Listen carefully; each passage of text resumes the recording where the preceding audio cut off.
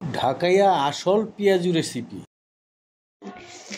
ঘরোয়া ভাবে কিভাবে পেঁয়াজু তৈরি করবেন একটু দেখে নেন। এই যে পেঁয়াজু, এটাকে এখানে ডাল পাটাতে বেটে নেওয়া হয়েছে।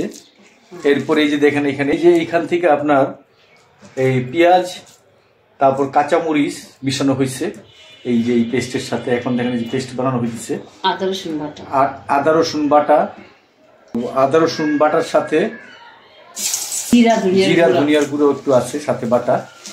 তারপরে এই যে দেখেন তেল নিবেন, অনুমান মতো তেল নিয়ে এই যে দিয়ে দেওয়া হচ্ছে। প্রতিদিন করলে আর ওই যে বাজারের নোংরা বাসি খাওয়া হবে না।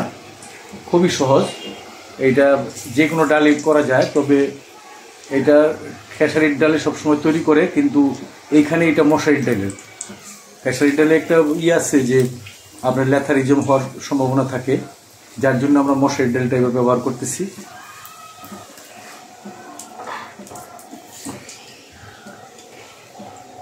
তো এখানে আপনার এই রেসিপিটার সাথে একদম মূল যে পেঁয়াজুর রেসিপি, সেটা হলো খাসি বা গরুর চর্বি ছোট ছোট করে কিমা করে কেটে সাথে দিয়ে দেওয়া হতো, কিন্তু এটা এখন উঠে গেছে, এটা কেউ দেয় না।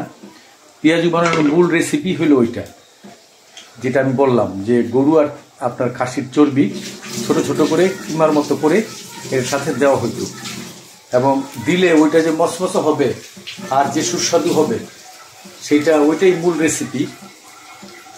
তাহলে রেসিপিটা হলো ডাল আর এই যে পেঁয়াজের পরিমাণ একটু বেশি দিতে হয়। আর এখানে দেখা যায় যে কাঁচামরিচ কাটা দেওয়া হয়েছে, আদা রসুন বাটা, সাথে জিরা ধনিয়ার গুঁড়ো আছে বাটার সাথে, এটা পরিমাণ মতো দিয়ে দিবেন।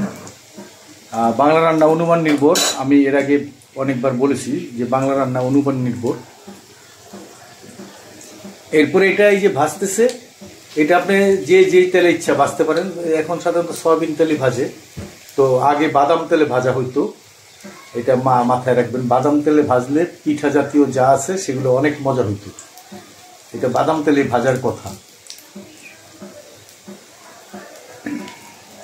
এখন এটা ওই যে একটু উল্টাই দিবে, উল্টাই দেওয়ার পরে বাদামি রং হইলেই একটু আর কি ব্রাউন কালার, যেটা আর কি ইন্ডিয়ান রেড কালারের মতো হয়ে যাবে, হয়ে গেলে নামায় ফেলতে হবে।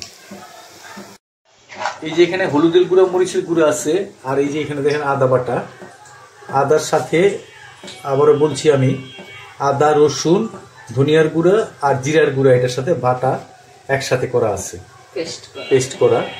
এটা অনুমান মতন, আমাদের বাংলাদেশের মানুষরা জানে অনুমানটা। এই যে এটা আপনার এক উল্টানো দেওয়া হয়েছে, এটা বলে এক উল্টান দেওয়া। এক উল্টান দেওয়াতে ওই পিঠটা একটু ভাজা হয়ে গেছে, ব্রাউন কালার হয়ে গেছে, ইন্ডিয়ান রেড কালার। ওই যে পেঁয়াজগুলো একটু মজাদার দেখা যাচ্ছে এদিক সেদিক দিয়ে।